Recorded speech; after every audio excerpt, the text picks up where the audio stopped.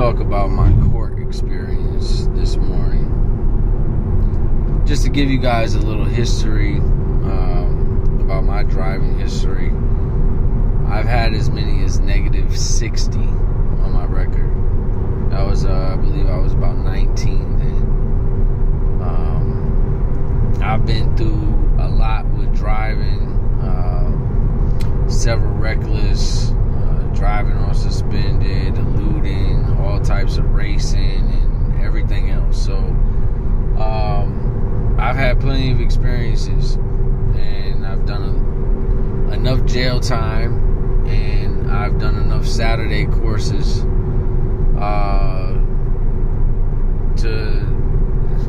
and I guess grew out of that stage. So for the last at least 10 years, I mean, no tickets at all. The last 20 years, I'm 40 now, so the last 20 years, maybe a couple. So my record has cleaned up substantially, and a couple months ago, I was involved in an accident.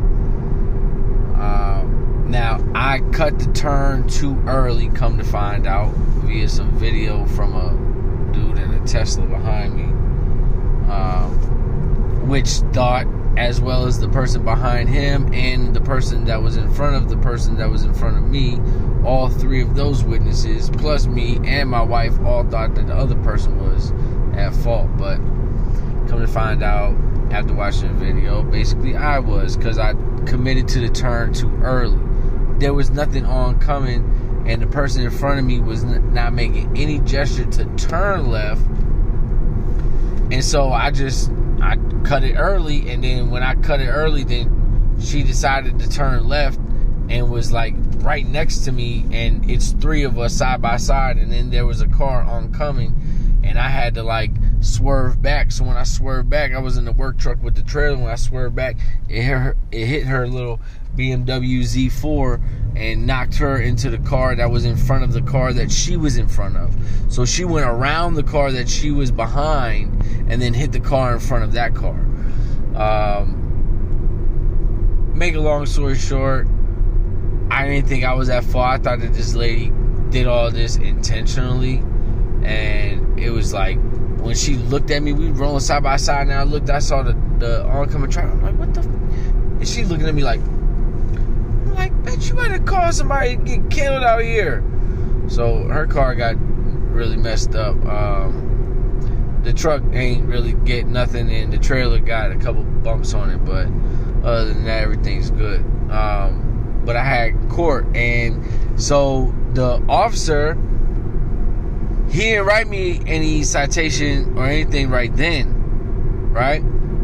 It took him several hours with talking to this lady, crying and pleading and begging that she wasn't at fault, and trying to plead her case and this and that. And then when they looked at the traffic cam and the Tesla footage, it shows that I was in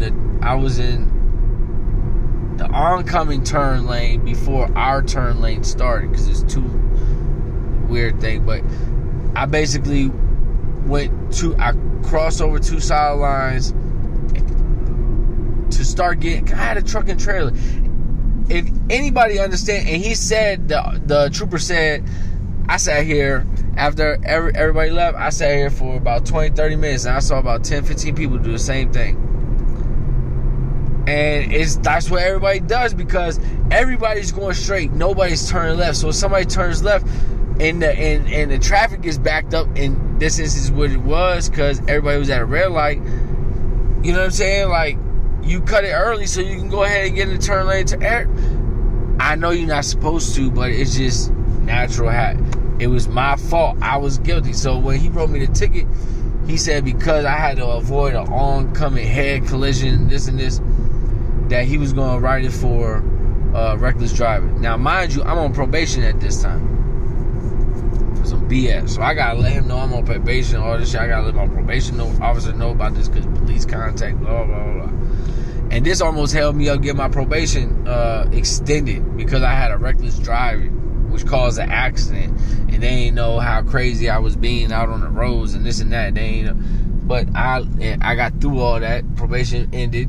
which it was supposed to be 1 year, it's almost 2 years. So y'all think that just because of color of my skin I get treated fairly? Fuck no, I don't. Fuck no, I don't. My fucking record is just as bad as a lot of other people. You know what I'm saying? I just ain't stupid enough to keep on getting in trouble. Long story short, we in court today, and I'm watching all these people get charged with reckless driving, 20 miles an hour or more above the speed limit, like 70 and a 40, or 85 and a 70. You know, if you're going 80 over 2, that's reckless. Then this one dude, he had a 93 and a 70. Then this other dude, this other kid, he was speeding like 80 something in a 60, so it was over 20, so it was reckless, but he had like negative 24 points. And out of everybody that came into court, he was like the only one that had like negative points. Everybody else, and then to do with the negative that was going 93 miles an hour, he had negative 6, right? So, but when the one kid, he had negative 24, I'm like, dang, I'm looking at this kid, I'm like, dang. I mean, he's struggling just like I was. I mean, I went to like a 3-month aggressive driving class in Arlington, Virginia that really changed my life, because these weekend classes wasn't cutting it. I went to this like a really extensive, like drawn out class, and when I took that class, I really changed. Anyways, so the whole time the officer is telling the trooper, he's telling me, all right, when we get to court, I'm gonna see if I can have it lowered to, you know, like failure to obey a highway sign or something like that. He's like, but I had to write as reckless because you avoided an oncoming collision. He said, and you did a hell of a job. Like, you did great driving it, but because of all of that, I had to write it for reckless. I'm like, all right, no problem. I ain't tripping. Right? He's like, but when we get to court, I'll talk to the DA. Maybe we get it dropped. So I show up to court, right? And like, I show up early. Everybody outside. You can't even get inside. So I don't even get a chance to talk to the DA, right? So then when I get inside, it's still like 5 minutes before court. I'm like, yo, where's the DA at? I asked the deputy. He's like, he's in here. He's talking to the lawyers. I don't know if he's going to talk to you. I'm like, what about the trooper? He's like, which trooper was it? I tell him which trooper was. He called the trooper over. I tell him, hey, look, remember that situation? You said you was going to have this thing lower? He's like, I don't remember you. I'm like, man, we spent like 2 days talking. This lady cried, begged, pleaded. Like, you was all upset because you felt like you got tricked over and all this stuff. And you know what I'm saying? And then you wrote me for the reckless and all. He's like, oh, okay, yeah, I remember. He's like, well, he was like, if it's an opportunity to, then like kind of put me off. And was like, but I'll talk to him. And I was like, all right. But I ain't never see him talk to him, right? I ain't never see the trooper talk to the DA. So I'm like, how is he going to get the message? Because he ain't have no chance to tell him. I'm looking at him. He never talked to him. So anyways, we in the court the whole time, right? And my last name's Smith, so I'm like all the way at the end. Plus the trooper, I had the last trooper and my last name Smith. So there was only a couple people left in the court. I had to hear everybody. But everybody was getting like, if they ain't had no points, they was getting an option, even with reckless, so easily. Oh, take the weekend driver class. Take the class. We'll have it dismissed. I'm like, dang, get a reckless dismissed so easily. You know, but again, these people don't have points, this, that, third. So, anyways, then I go up there. And I'm like, dang, he ain't talked to him yet. And she said, Smith. I was like, Smith. Boom. I walked over there, right? By the time I walked over there, the trooper was over there talking to the DA, whispering, doing the hand gestures, all this, trying to like reiterate like what we talked about, I guess. And he was like, look, it wasn't that serious, but I had to write it for this. So, like, I don't know what he told him, right? And so the judge, she's just asking me, you know, like you been charged with this? How you gonna plead? You gonna plead guilty, not guilty, or no contest? And so, like, right before I'm about to say it, then the DA stand up. The DA say, Your Honor, we've opted to lower it to this, whatever it was, improper driving or failure to obey. I think it was improper driving. And so then it wasn't like criminal, it was just traffic, right? And it's not reckless and 6 points and all this other crazy stuff on the license. So I was like, no contest, like, pleaded out. And then they was like, boom, okay, $150 fine, you know. And so I'm like, look, the boy sitting right there, the ones I was just avoiding court with, right there, boy. God dang, they in the bush. You should see this mother. He in the swamp. It looked like he wrecked over there trying to get somebody. Anyways, I plead no contest, right? I walk out. I'm looking for the two kids that had sped and did all this stuff, so I could like try to maybe give them something that will help them change. Somebody that been there. Like, I still got my records at the house. Like, I will show it. I think the one say negative 44 on it, but if you add up everything that's extra on it that had fallen off, it was like negative 60 by then. But anyways, so because he had negative 24, and it was like everybody was like, oh, 24. And I was like, man, I was like 19 with like negative. Not something to brag about, but I'm just saying, like, yeah, he's fucking up, but it could be a lot worse, you know. And I've seen a lot worse, but he could change it. And hopefully, he can do better. And his mom was at court, his little brother at court with him. I'm like, dang, you know, like. So I go outside to go try to talk to him, and I went downstairs to let him know, like, I can't even pay right now. But people was looking at me like, oh, we got off easy. How the fuck I get off easy? You don't know what it took to do all this shit. How many times I've been trying to call this trooper? I ain't never even talked to him. I done did the pound 77, called all the different places. I can't get a hold of this dude. He don't never return my call, nothing. Then when we get to court, I can't even talk to him. Then he don't even talk to the DA. But because this is why I know. One, I always looked him in his eye, whether I was high or not, straight shake his hand. You know what I mean? Talk to him. Honest about everything. I was like, bro, I don't think I was at fault. You know what I'm saying? Like, I don't think I was at fault. Nothing. And I thought everything was legit. Even everybody said it. It wasn't until the dude with the Tesla got home, looking at the video, he saw that I cut over too early. Then Trooper called me back. Oh, yeah, you cut over too early. I should charge you with this, and this. He said, but you was cooperative. You was this. So, you know, just... You know, when can you meet me? He was making it like seem like it was urgent and all this stuff. Man, I showed up. He took like 30 minutes to show up. You know, it's just like they blow smoke, but it's like if you don't play their game, this is the thing. If you don't play with their game and you make it hard for them, they make it hard for you. That's what I've learned. So you keep on bucking the system, and I know somebody right now. That since we kids, we've had issues. You see what I'm saying? Him and I alike, same type of issues. I feel like I've tried to make a change and an adaptation to where I can stay out of those predicaments and situations and having to go sit down and be in timeout and get in trouble and be on probation and do all this other stuff. But it's like I just got off for some bogus stuff. This was my baby mama drama. Ridiculous. Seriously. The level of ridiculousness is worse than Rob Dyrdek. So anyways, it just to all you youngins out there wilding out, driving all crazy on the roads, remember this is the number one lesson you got to remember and you got to understand and get entrenched into your mind, which I didn't have, right? Is how precious you are, how precious your life is, how valuable time is. And, you know, in a split second, especially at those high speeds, things happen. And the longer you live, the more that you see. And it's like, you got something to live for. You here for a reason. So even if you ain't got nobody to talk to, you feel like down and out. You feel like you ain't got... Man, I was just sleeping in the back of a truck, like, with my son not too long ago. You know, and things kind of have been happening, and nothing crazy as tragically happened. I mean, the place where we staying at now is not luxurious, you know what I mean? But we got a little place. You know, we working hard. We trying to keep everything together, and it helps when you have someone. So I would first encourage you to just value you, and then you also need to establish yourself a good relationship with God. Okay, and I'm not going to talk about no higher being or this or that. It's with God, period.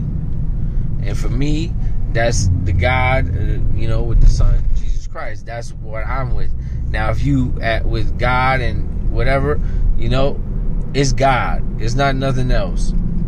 It's only one God, and you know, you establish a relationship with Him and seek out Him every single day. He'll be the one that will help mold you to make you better, but you have to want that, and He already wants it for you. You know, but you also have that other side, that bad side that keeps fighting with you. And I got it every single day. I got to fight with me. But the thing is, I just try to do the best I can and be the best I can be. You know, and I'm trying to control my anger and control all this other stuff because I wanted to lose it that day. You know, but I didn't. I held composure. I did this. I showed up to court.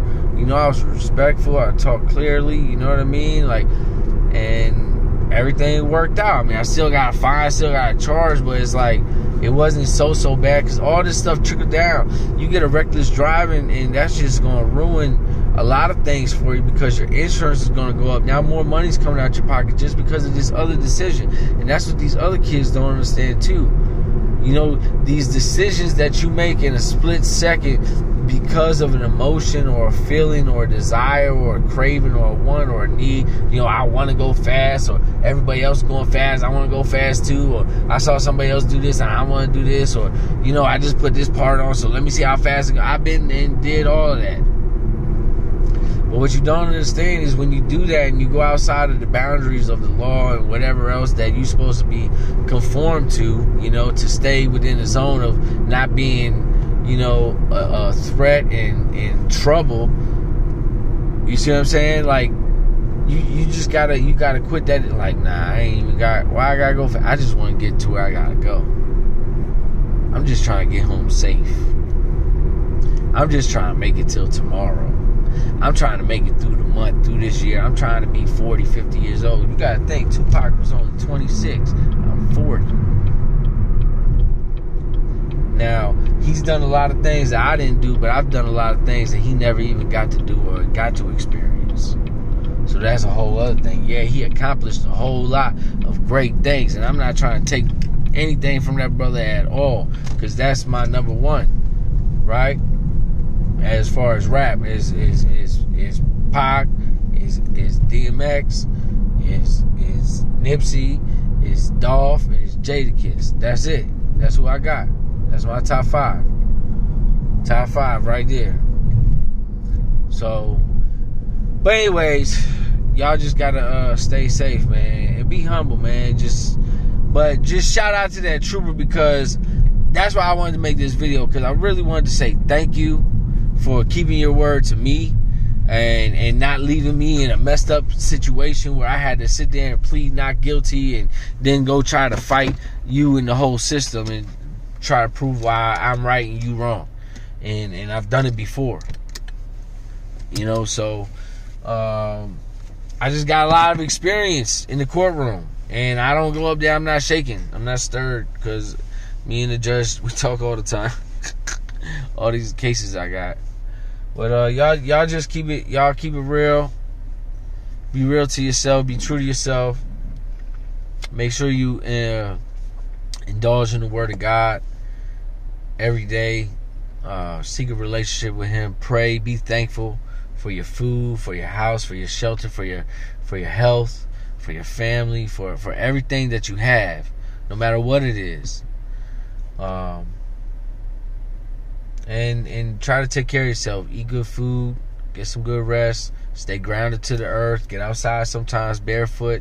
You know, make sure you getting your Celtic salt, your minerals, drinking lots of water, staying hydrated, getting good sleep. Sleep is very important. All these things matter. And exercise. Pull-ups, sit-ups, push-ups. Not sit-ups. No sit-ups. Push-ups, pull-ups, planks. You don't want to do sit-ups, bad for your back. But, you know, just cardio, you know, calisthenics, you know, using your own body. You don't need to go out here and do a whole bunch of weights. Stretch. Stretching is very important. Stretching is very, very important. You don't want to be locked up. Can't move around when you old. So, I hope this video helps somebody out there. I hope somebody sees this that, you know, that may have trouble with speeding, with driving fast and wanting to do Fast and Furious, because we was doing all that right around the time Fast and Furious came out. When Fast and Furious came out, I had already had my cars. We had already ordered engines from Japan. It was crazy seeing it all in the movie screen because we didn't think nothing like this was even going on, just except for in our little city and all the little cities around us. You know, we ain't exposed everywhere around the world back then. You know, this was Nextel, bleep bleep. People hardly had text messages with pictures back then. So it's a whole new day and age. Information travels really fast. These police is up on their games, and it's cameras everywhere. So just be honest. Be honest. Because my story matched up with all the eyewitnesses, so it's not like I look like I was lying and everybody else was telling the truth. Right? It wasn't until the video that he saw what the truth was, and when he showed me the video, I'm not gonna sit here and fight you, bro. I'm not gonna sit here and say, nah, I didn't cut the lane too early. Like, I see it on the video. Like, I'm not gonna have no chance in court. So I'm gonna just work with y'all. Dang, my bad, man. I ain't think I did nothing like that. Like, honest. You know? And I was being honest. So I think honesty holds up. Having integrity, trying to do the right thing, you know. Just having good morals, you know, and standing on your word, you know, but being true to yourself, being real. Not being fake and lying and trying to get away and manipulate and play the game and, you know, use the system and, you know, all this kind of stuff. Like, nah, that's not it. You know, selling drugs and doing all things criminal, like, that's not it. That's not the move, man. Being locked up and running and doing mischievous things and putting terrible toxins in people's body and killing them and, you know, just so you can get some money, like, man, go out here and work, man. Stop being lazy, man. That's for real. That's for real. That's what y'all really need to start doing. Going out here and working. Doing some real work. That's what's wrong with this country. Don't nobody want to work. Everybody's too lazy. Everybody want to let the computer do something. Look at him. He right there. I'm out, y'all.